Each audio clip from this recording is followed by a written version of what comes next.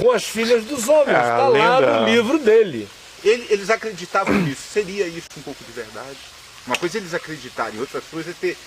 Mas as lendas, todas as lendas nórdicas... Eles acreditavam nisso, não? Eu não acredito em nada do que os outros acreditam, a menos que a palavra me faça acreditar naquilo. Porque se você tem uma referência com base em Gênesis 6... Por causa deles. Exato. Eu estou interpretando a eles a partir da Bíblia, a partir do que se diz lá. 6, é o processo inverso. Não foram eles que me fizeram crer que Gênesis 6 podia ser isso. E que podia ser possível. Seriam eles realmente, teriam eles realmente Não, eles poderiam ser só uns grandes surtados. O que eu estou dizendo é que não importa, essa coisa não é mais genética. Já se perdeu. Não, ela virou espiritual há muito tempo. Né? Os gigantes, como caricatura, terminaram no livro de Samuel, nos dias de Davi, como caricatura. Não é? Foram mortos os últimos. Mas agora, permanecem como entes espirituais. Essa presença espiritual, o livro de Enoque chega a dizer explicitamente, não é? Que aquilo que se chamava entre eles de espírito imundo nunca foi manifestação de seres humanos, desencarnados, nem coisa alguma. Eram essas manifestações desses seres que não eram, de fato, nem uma coisa e nem outra, e que receberam como juízo a permanência deles nesse estado de coisa alguma. Isso eu não estou dizendo que seja o que a Bíblia diz. Eu estou dizendo que é o que o livro de Enoque faz menção, ensina. Acho muito difícil ele ter tido aquela influência toda que teve em Paulo, em Pedro, em Judas, nos apóstolos, na cosmovisão do primeiro século inteira, como teve, e quando o Novo Testamento, sem nenhuma explicação, diz sai espírito imundo, sem dar explicação, na não explicação total pressupõe-se uma pré-compreensão vigente. Uma compreensão anterior desse aí. A pré-compreensão vigente, que era unânime quando se tratava de exorcismo, e não foi Jesus que inventou o exorcismo, ele mesmo diz a quem o criticou, dizendo que ele expulsava demônios pelo poder de Beelzebul, ele disse, então por que não expulsam vossos filhos? Porque acontecia. Já era comum. A graça de Deus, de um modo ou de outro, sempre trouxe alívio a essas pessoas ou libertação. O que era totalmente diferente com Jesus era que era definitivo, e era meramente com a palavra. Sai e acabou.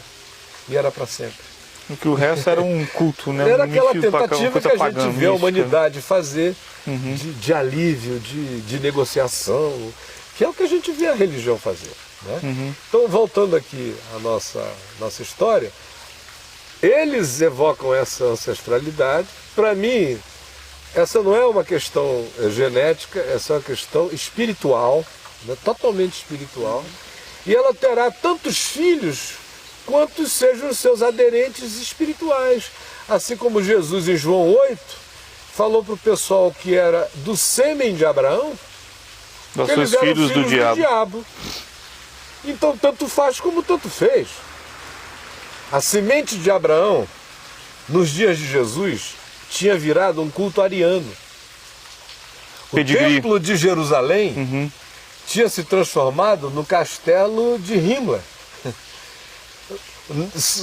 Não eram mortas criancinhas, eram só milhares de animais todos os dias. A energia permanecia na mesma coisa. Tudo, não é? Jesus chama aquilo de covil, de salteadores.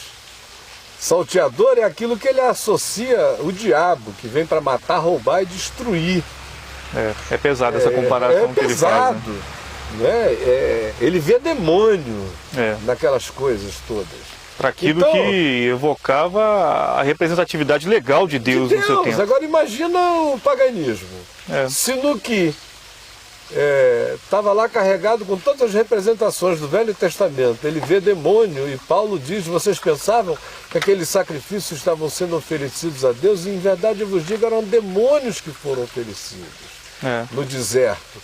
E Jesus chega para aquele pessoal, quanto mais enfronhado naquilo ali, e quanto mais defendendo o pedigree, a geneticidade, o etnicismo, a transferência da verdade por genética, por pedigree, por frequência, por religião, por adesão, por superioridade em todos os níveis, se Jesus olha para isso e diz filhos do diabo, isso é apenas a prova de que isso é um espírito, que não é alemão. Não é uma questão genética, né? Você está falando. Já vi. Ele é deflagrado por agentes históricos, culturais, ele se oportuniza, como todo bom principado e potestade, se oportuniza no material, no fornecimento do pó da terra que os humanos oferecemos. Ele se oportuniza nas nossas arquetipias, nas nossas ideologias, nas nossas ambições políticas, nas nossas decisões científicas, nas nossas opções agora daqui para frente genéticas, nas nossas decisões de que adoção a gente fará de upgrades científicos que nós faremos, se a gente vai aceitar hipertrofia de memória por chip em nós, se a gente vai aceitar tornarmos-nos 10 vezes PHDs com um nanochip que vai ser instalado dentro de 10 anos disponível para qualquer burro virar mais do que Einstein, se a gente vai fazer opção pelo controle que está sendo instalado num outro nível, porque a gente vê um documentário desse e precisa se perguntar duas coisas primeiro. Número um nós estamos isentos disto, porque toda pessoa que parece enxergar que existem conspirações, que existem principados e potestades por trás do que seja carne e sangue, que é o que Paulo manda, você diz, olha, não perca de vista a percepção conspiratória. Porque a guerra não é no que se visibiliza. Nada, para você não ficar preso ao midiático só, que você perde a noção. Então, isso tudo parece que vira paranoia na mesma hora. Por quê? Por causa dos fanáticos paranoicos que só vivem disso. Eu, no entanto, não é por causa desses que eu vou cair na doença destes, que mergulharam no midiático. Não é por causa dos misticistas paranoicos conspiratórios que eu vou me tornar um desses céticos de cá. Eu quero andar na linha do evangelho. E negar que exista uma conspiração espiritual acontecendo. Pontas, faz leituras. Sim. Tem que andar percebido, como Jesus disse. Então, a primeira coisa é lembrar que isso aconteceu há 60 anos atrás. Está logo ali. A bomba atômica estava em processo, o átomo já não era só uma teoria de Einstein, ele já estava preso no alfinete para ser detonado. Basicamente todas as coisas que deflagraram o que é hoje a nossa pós-modernidade estavam já com as suas matrizes apresentadas. Estava fervendo, só faltava nascer. Os maiores pensadores da humanidade não vieram de lá para cá. Até hoje, nós estudamos os maiores pensadores daí para lá. Quer dizer, nós não consideramos que nós fizemos, fora a área tecnológica e biomédica, ou essas outras áreazinhas que nascem aí desses elementos, nas outras áreas a gente não alega grandes feitos. Nós estamos comemorando 200 anos de Darwin. Freud continua sem se dizer que explica. Nós continuamos com esses cultos ao século XVIII, XIX, XVI, ou, se você quiser, nós continuamos muito mais adoradores filosóficos de Platão e dos gregos do que de qualquer outra coisa. Então, com todo esse acervo filosófico, com o Nietzsche destruindo tudo, do ponto de vista do detonamento, da falsificação do cristianismo, com um monte de coisas acontecendo na Europa de 60, 70 anos atrás, houve espaço na intelectualidade, na filosofidade, houve espaço eclesiástico, o Vaticano negou fogo. É uma pergunta aqui. Negou fogo. no início se associou no silêncio. O Papa foi a favor do nazismo? Foi muito. Uma hora dessa eu boto aí na VTV um documentário legal sobre isso. O Vaticano foi com a concessão na Eles se retraíram depois. Foi, né? Mas os primeiros anos foram assim de um silêncio obsequioso, total. Total. A igreja cristã protestante alemã também. É a mesma coisa. A mesma coisa, entrou no esquema. Todo bom oficial da SS cantava Castelo Forte ao Nosso Deus domingo de manhã em templos luteranos, enquanto entravam no programa de reprodução disso e de tudo mais que rolasse. Essa coisa ficou acima do bem e do mal e a igreja a serviço disso.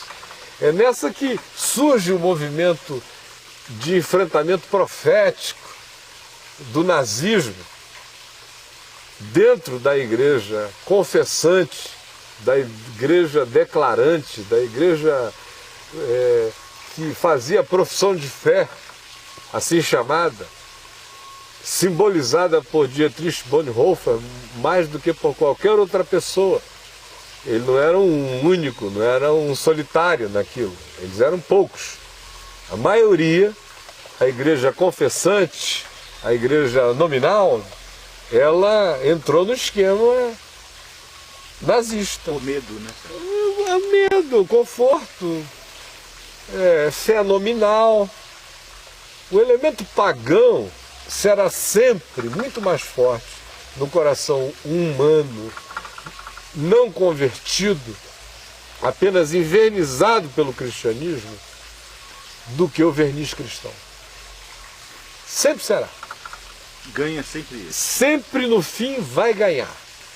O verniz cristão não banca a pulsão pagã da ancestralidade mais primitiva, da memória celular, psicológica, do fluxo do inconsciente coletivo, da intenção inteira de um latejamento de algo que foi muitas vezes substituído pela imposição da força da religião que veio a prevalecer e não por conversão genuína, de modo que só vira função para eclodir. Por isso que nasce o sincretismo, e daí vai surgindo. Como aconteceu com o cristianismo. Isso responde talvez a pergunta do Paulo César, que ele fala assim: como pode uma nação inteira como a Alemanha ir após um fanático? Uma nação inteira o quê? E após um fanático. Ah, sim. Não foi após um só, é isso que eu estou dizendo. Isso é um caminho longo, século XVIII, século XIX, Primeira Guerra. Mas o atavismo pagão, né? Isso veio sendo pavimentado. Isso se tornou um chão para todos ali, né? E que virou um chão comum, porque não era um chão muito definido. Então, ele tinha overlappings em várias áreas. O indivíduo encontrava pratos para muitos sabores. Não era politicamente incorreto culpar os judeus na época. Não era politicamente incorreto culpar os judeus na época. E aonde? Na Alemanha? Região da Alemanha. Culpá-los. Na Alemanha, eles já tinham chegado ao extremo de adotar a eutanásia misericordiosa com os próprios alemães. Imagina então.